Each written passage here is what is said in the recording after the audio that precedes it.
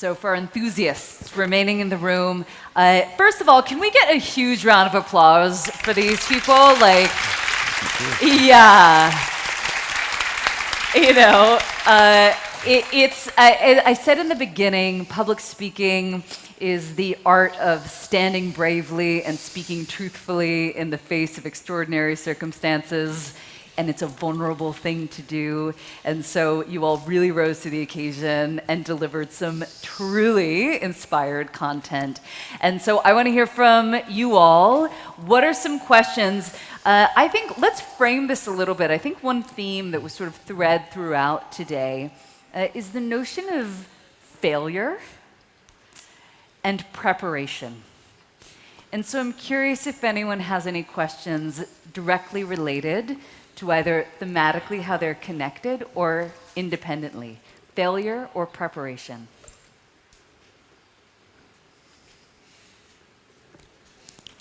Over there. Yes, in the back. Do we have a, yep, awesome, Mike, excellent. Oh. No. Nope. There we go. Okay, great. Thank you very much, first of all, for all the presentation speeches today. Very inspirational. I would have a question related to presentations given by more than one speaker. Mm-hmm. How do you prepare? How do you coordinate? And do you rehearse? I love that question. How do you prepare? How do you coordinate? And how do you rehearse? I think this is sort of a great question for everyone. Maybe what is the most essential thing in preparation that you never miss out on? Flo, why don't we start with you? Well, John talked a lot about it.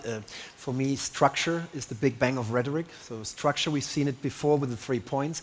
Structure is everything for me. When I present, sometimes it happens with others, I would not mix inside the blocks. I would distribute the blocks to different speakers. So it's always consistent in one block, so they can follow you more easily. And it's very easy to prepare this, because then it's an independent block. So that's what I do. Most essential thing, so related around content. Maya, what about you? I see you nodding. Yeah, to a certain extent, I'm very much of an improviser, so I love watching speakers who have great chemistry with each other. And I would say if you are doing a duo presentation, what is super, super important, apart from the preparation, is that in the moment, you pay attention to each other. So you're not just standing there thinking, I'm next, I'm next, I'm next. No, you're just with the person speaking, and you're paying attention to what is happening in the room at the same time. So you have to be even more present than when you're just up there on your own. Mm-hmm. So sort of the preparation comes with how do you prepare yourself to be present? Yes. Yeah. Yes. Tremendously 100%. beneficial. Yeah. And I see Cynthia's like, yes. Yeah. What do you have to add to that, Cynthia? For me, you will never see me sitting down to prepare a presentation. But it doesn't mean that I don't prepare. The preparation is a daily work. Like everything, when I read a book, I see something, I say, oh, okay, this will help my presentation in the future. So I just take some notes on that. Maybe I see a quote, maybe I see a story, or maybe today that I bump into something, or I had a story. So even just now, I had a conversation with Rosen. Now he's standing. And he had a very good story. Then probably I'm going to make that into a post and mentioning his name. So it's a daily work. It's not that something you only do at the end of the presentation, the day before the presentation. But on the day of the presentation, there's one thing that I always do, which is to observe the audience. So you probably didn't notice, but there are times, limited few times, that I came into the room and observe how the audience respond, how they respond to different speakers, what is their energy level, what kind of fun or humor level that I can go to. And I realized this is a very open audience, especially after that body language moving back and forth thing. So that's very important for me as preparation to know the audience better. I really appreciate you mentioning this notion of consistency of practice, because it really is about building habit, right? We can't expect to rise to the occasion if it's the first time we're expecting ourselves to rise to the occasion without making it something that we're consistently mindful of. Which kind of brings back what I was talking about is having a process. Yeah. That it's a repeatable, adaptable process for every presentation that you do. And also, I think the other key thing is, Flo mentioned structure. If it's beyond a 5-minute talk, you're really not giving one presentation. You want to look at it as multiple presentations, or if it's theater, acts and scenes, or chapters in a book, or I like thinking of it as a pop song, a verse, chorus, bridge, which is kind of a different look at things, and then close it with a chorus again. So it's really looking at your presentation, and then you take those sections and you rehearse those individually. And I work with people to kind of rehearse them out of order, backwards, from the middle, differently. Yeah, I love that. So keeping yourself always feeling immediate without moving into passive, because you've now come to anticipate what the next thing is. I love that. Well, it allows you to rehearse and rehearse more, but without getting stale. And Yeah, for sure. Keep it alive. The aliveness. That's what we want. Brought me out of my chair. Beautiful. Let's get another question. What do we have? Yeah.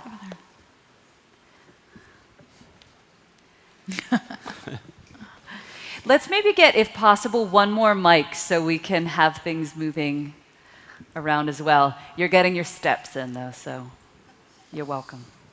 Hey, Bojan here.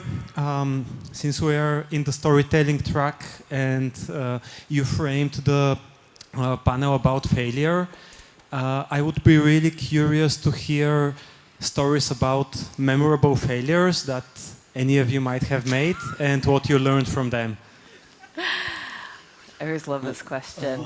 Okay, so here's what's great about a specific question is I know each and every one of you went, that one. So maybe, go ahead. There's a Nelson Mandela quote that says, "I never lose, I either win or learn." And so, looking at failure really is not, I failed at doing this. I mean, the biggest failure is not like a big meltdown or forgetting words on stage, because that usually your audience cares about you and they're receptive and they get by it. I mean, the biggest failure is like not having a reaction at all, of a neutral presentation.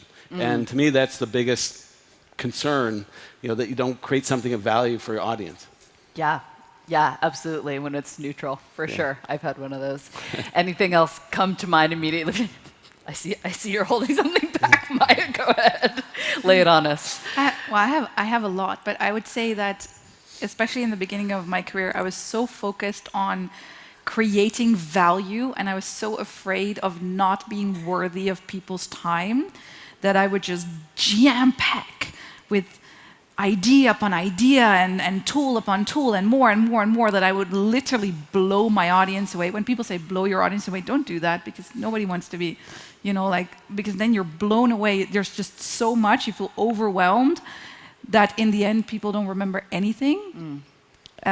So I'd say it's not really a specific failure, but that's something that I did in the past. And I try to not do that anymore. Well, and isn't that the point? I think that goes off what Cliff said. Failure is the gift of new information, right? And I think especially, we're all facilitators in one way or another. You can't know how much is too much until you give it too much. And then all of a sudden you're like, oh, that was it.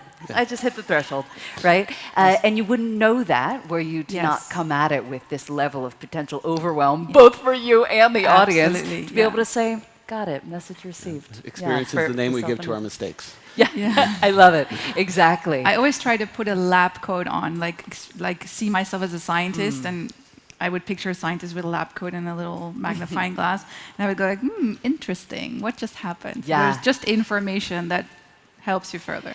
So I'm an expert in play, right? And I like to think about play as hypothesis in action. And so if we meet these moments when we're like, as a scientist, sort of thinking about it as hypothesis rather than certainty or fact, gives us so much more permission to discover what we see. I saw you have something. I'm waiting all the time to talk about my failure here. Yeah. 9 years ago, 40th birthday, just there, Berlin, 350 lawyers. The managing partner, Hubertus, told me, they need more charisma, man. They must be more outgoing lawyers. So I wrote, a big mistake, I wrote the speech. First of all, 15 pages, word by word. It was my first 4,000 euro speech, so I wanted to make everything correct. And then, of course, I wrote it for the managing partner and not for my audience. Big mistake number 2. And then, of course, I manipulated them. So, tip, don't manipulate lawyers. I have this thing to have self-confidence because it was about charisma, which was not relevant for them. They are lawyers. John Zimmer is a lawyer. He is charismatic. I know. I was like, where's John? As he listened to this. But then, of course, I have this question, who of you hates karaoke? And then in the middle lane there where you are sitting, some guy, you know, from Hamburg, me. And I said, why don't you come here on stage? And I made him sing. So, and then from there, somebody yells, and sometimes you don't have to translate German. Asozial! And the room, the managing partner is sitting here, head of HR people, the room froze to 20 degrees minus. And for the rest of the 33 minutes, I was jumping around on stage, asozial, asozial, asozial, zero charisma. So a couple of lessons learned in one, but write a speech for, don't write it out and do it for your audience. Never script your speeches. Yeah, exactly. Of course not. Unless you're the President of the United States or any other public official. Yeah, so I have some failing speeches as well. The main one was before I started my own business. I was training the content from other people where I wasn't passionate about it at all. And that's why when you're not passionate about what you're delivering, it will show. And then now I hope those people who attended my pre-entrepreneur journey presentations, they never meet me. And then the other one was that when I was even younger, delivering a workshop, and then at the time, I wasn't very assertive. And I remember that there are people chatting at the back, and I didn't say anything. And then that presentation, I got very bad feedback. So they were saying, this trainer didn't even say anything when people are chatting. So that was a very big lesson learned, that I realized that sometimes that in order for yourself to feel good, but actually you're sacrificing the rest of these participants. So that's where it really changed me, that whenever there's inappropriate behavior in the classes, they'll always point it out, but point it out with humor. Well, and that's ultimately in service of everyone being able to engage in a collective conversation, even that's an energetic dialogue. If people are distracted, no one wins, right? Yeah. What a beautiful lesson. What other questions? By the way, I have to say that quickly. Yeah. Don't you love the deep pitch laughing of Cynthia? Yeah. Someone get it on record. Oh, we have the square. Great. Thank you. My question is, if the rehearsals are boring for us, how we can compensate it?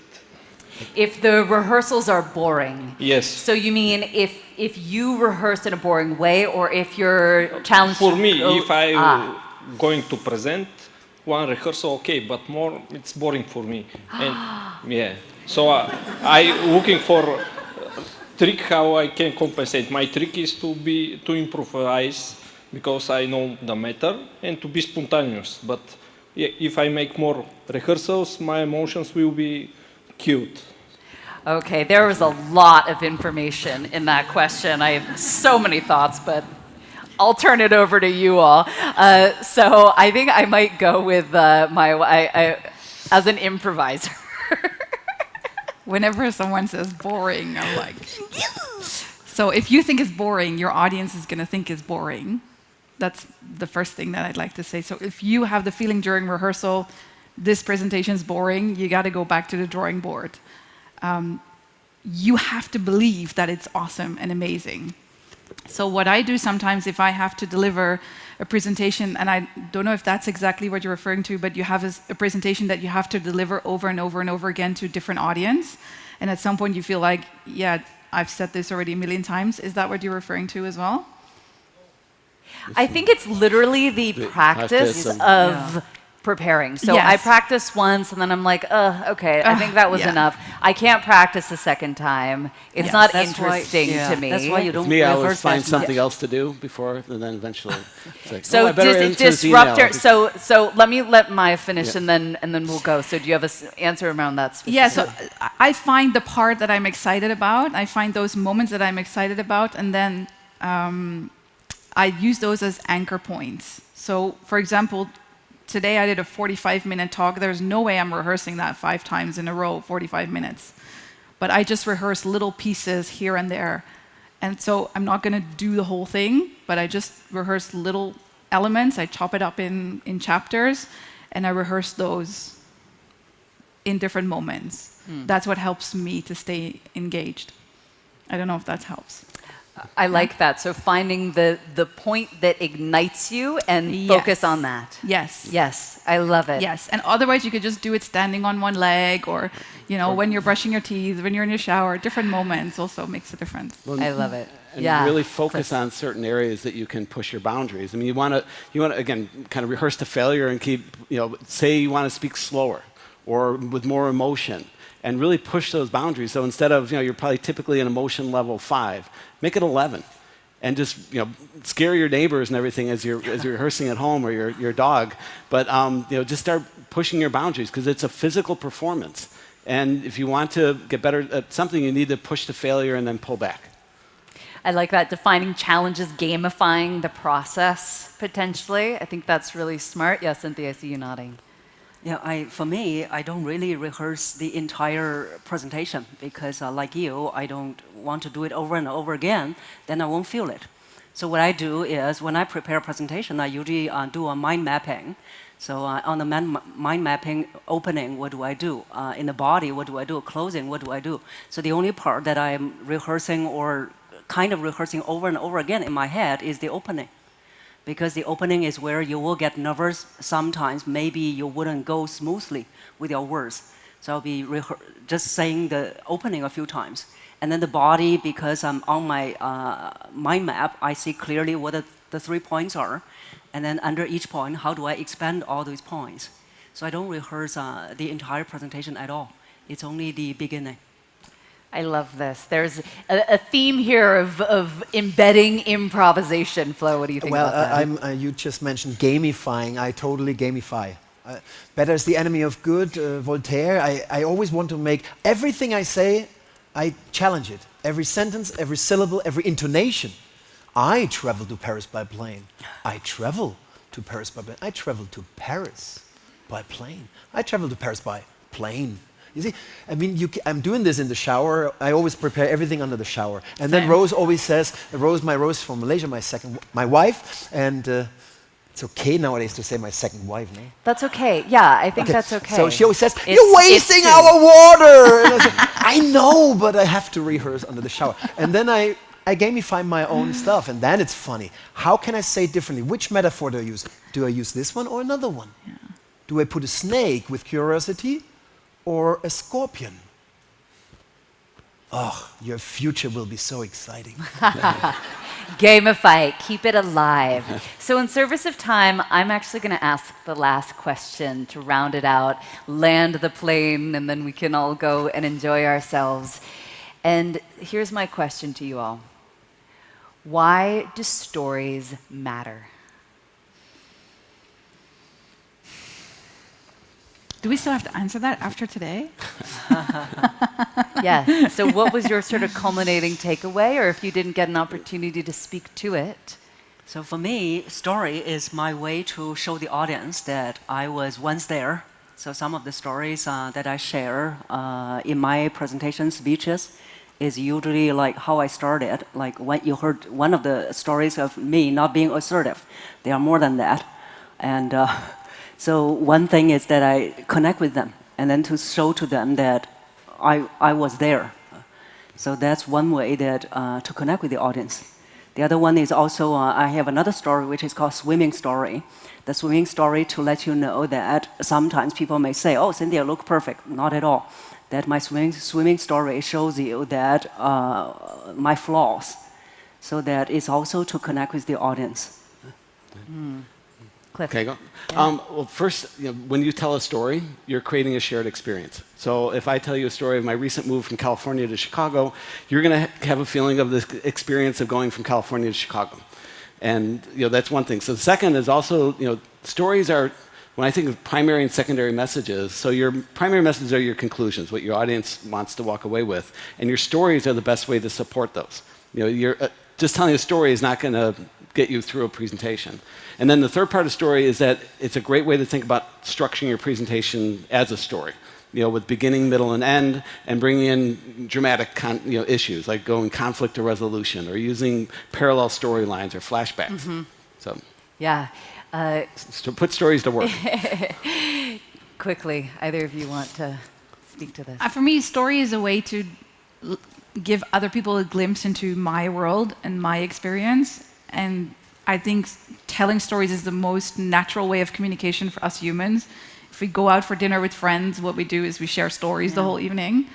So it's the thing that we receive the easiest. In my training sessions, I used to be much less example, anecdote, story driven. Now I put everything in examples, anecdotes, stories, because you anchor your information, your data. You anchor it. I used to say, I'm not a fan of NLP. Any NLP fan here? Okay, very good. I think it's a bit, okay. We have a discussion later about NLP. I was gonna say, so I used to say, cocktail. bring your characters to life in your story with name, look, personality. Name, look, personality. So I rebranded NLP because I don't like it. And now I tell the story who told me that. It's Mark Brown. It's a guy from, do you know Mark Brown from the States, the speaker? 95 champion. 95 world champion, is my storytelling coach. He left Jamaica at the age of 18 with $40 in his left hand, a suitcase in his right hand, and a big dream in his heart. And he went to Atlanta, Georgia, and he became an inspirer at high schools. He went through the States for 30 years to inspire African Americans to stay in school. This guy has empathy tattooed in his heart. And then I say, he has my script, and he looks at me in Skype. He has always a bow tie, big screen, a big smile, if you know him. And he has this voice. He has a Cynthia voice in male, and amazing voice. And he says, Florian, I read your script. Now there's one thing. Any character you introduce into your story, bring them to life. And ever since I do that with NLP, name, look, personality, ever since I tell this Mark Brown thing, people never forget. And I asked, the other day I asked someone after 2 years, I'm done. How many dollars did he have in his left hand? And they still remember after 2 years, $40. Yeah. You all, thank you so much. Stories, they bring us to life, they bring our audience to life, and there's no such thing as private speaking, first of all. Thank you for your contributions, and thank you for coming back and answering all of these questions. I now want to bring back our incredible organizers, Boris and Eva. There you are, come, take us away. Thank you all so much. Let's get off the stage and let's wrap this out.